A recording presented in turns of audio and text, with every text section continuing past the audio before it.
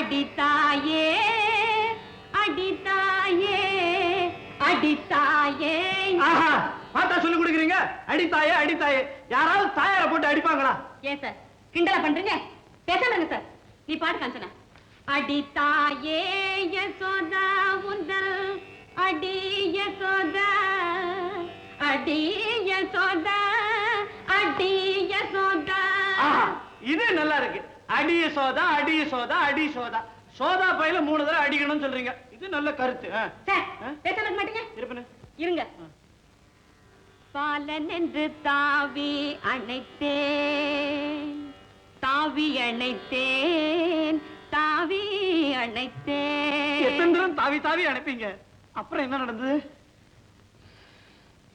அணைத்த என்னை மாலையிட்டவன் போல் வாயில் முத்தமிட்டாண்டி.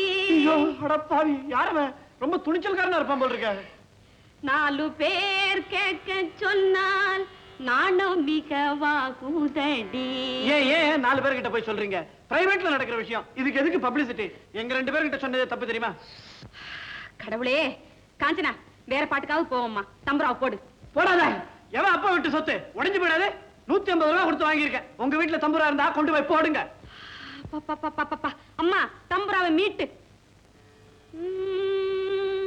தனித்திருந்து வாழுமே தவமணியே தனித்திருந்து. எனக்கு மட்டும் என்ன தனித்திருந்து வாழணும்னு ஆசையா?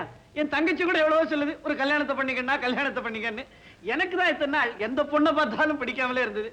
இனிமே கல்யாணத்தை ஒத்தி போடக்கூடாது. இப்பதான் நானே ஒரு முடிவுக்கு வந்தேன். நீங்க அதை பத்தி என்ன நினைக்கிறீங்க? ஐயோ பாவம். இந்த வயசுக்கு மேல இனிமே உங்களை யார் சார் கல்யாணம் பண்ணிக்குவா? என்ன அப்படி கேட்டீங்க? இது இந்த நிறைய பார்த்து சொல்றீங்களா?